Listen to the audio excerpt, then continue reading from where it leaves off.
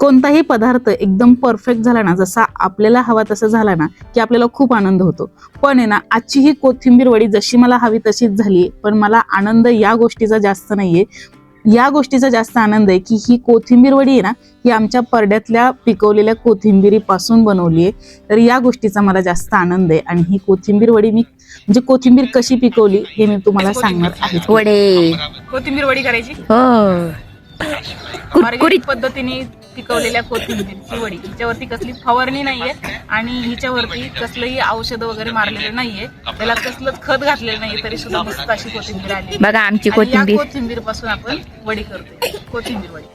चला तर आता भरपूर अशी कोथिंबीर निघालेली आहे आणि बाकी शिल्लक सुद्धा आहे. तर या कोथिंबीर पासून आपल्याला मस्तपैकी कुरकुरीत खमंग अशी कोथिंबीर वडी करायची. त्यासाठी मी ना कोथिंबीर चांगली धुवून घेतली.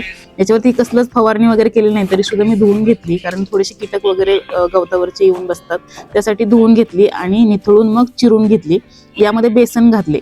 तर मी इथे ना जवळजवळ 1.5 पावशेर एवढं बेसन घातलेलं आहे आणि यामध्ये ना तांदळाचे पीठ घातले. तर तांदळाचे पीठ 1 वाटी एवढं तांदळाचे पीठ घातले. 1 चमचा ओवा आपण असा थोडासा क्रश करून घालणार आहोत हातावरती. आणि आता आहे ना आपल्याला ही कोथिंबीरसाठी एक वाटण करायचंय. ते वाटण म्हणजे हे हिरवी मिरची आणि आल्याचं वाटण केले. तुम्ही हवं तर यामध्ये लसूण सुद्धा घालू शकता, पण मी बिना लसणाची ही कोथिंबीर वडी करणार होती, कारण आता श्रावण चालू होतोय आणि श्रावणामध्ये आपल्याला लसूण आणि कांदा खायचा नसतो, त्यासाठी लसूण वापरलेला नाहीये.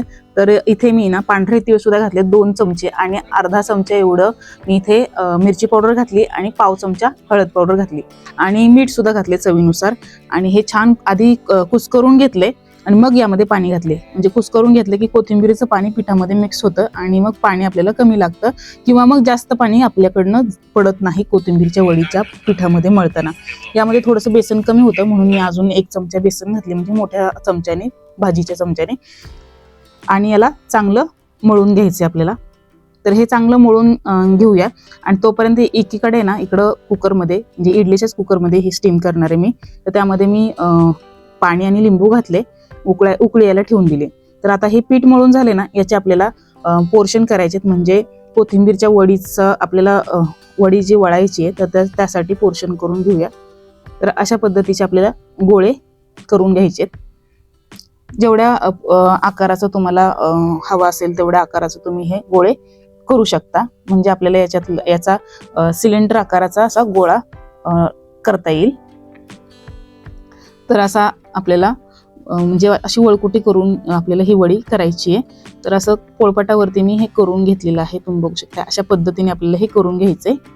तर टोटल एक 6 रोल झालेले आहेत आणि हे रोल आपल्याला स्टीम करून घ्यायचे.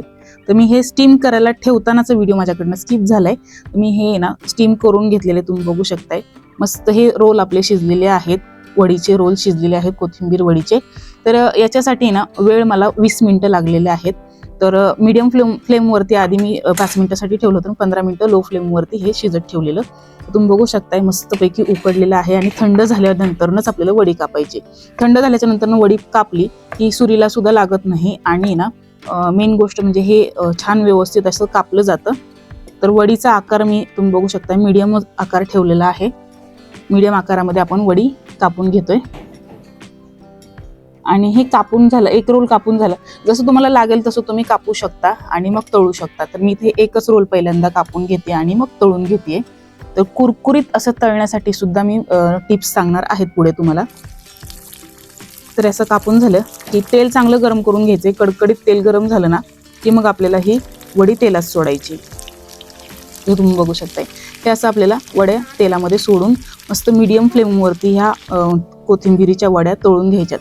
मस्त कुरकुरीत होतात, खमंग लागतात आणि चवीला एकदम भारी अशा लागतात. तर तुम्ही बघू शकता मीडियम फ्लेमवरती आपण ह्या वड्या तळून घेतोय. तर असा रंग आलेला आहे. थोडासा अजून डार्क रंग येऊ द्यायचा आहे आणि मग आपल्याला या वड्या काढून घ्यायच्यात. तर अशा चांगल्या सोनेरी रंगावरती आपण ह्या कोथिंबीर वड्या तळून घेतलेल्या आहेत. आणि मीडियम फ्लेम ठेवायची बरं काय, फ्लेम कुठेच कमी करायची नाही, नाहीतर मग वडी आपली तेलकट होते. त्यामुळे फ्लेम मीडियम ठेवायची, मीडियम फ्लेमवरती कुरकुरीत अशी कोथिंबीर वडी तळून घ्यायची. मस्त कुरकुरीत बनते. तुम्ही बघू शकताय काय मस्त कुरकुरीत अशा खमंग अशा ह्या कोथिंबीर वड्या बनवून तयार झालेल्या आहेत. तर हा व्हिडिओ तुम्हाला आवडला तर लाईक करा, शेअर करा आणि चॅनलला सबस्क्राईब केलं नसेल तर सबस्क्राईब जरूर करा.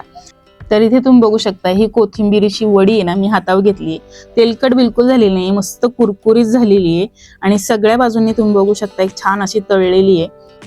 आणि आता स्वराज ही टेस्ट करून मला सांगतोय काय मग तुम्ही सुद्धा करणार नाही मस्त कुरकुरीत खमंग अशी कोथिंबीर वडी. चला तर मग भेटूया पुढच्या व्हिडिओमध्ये. तोपर्यंत धन्यवाद.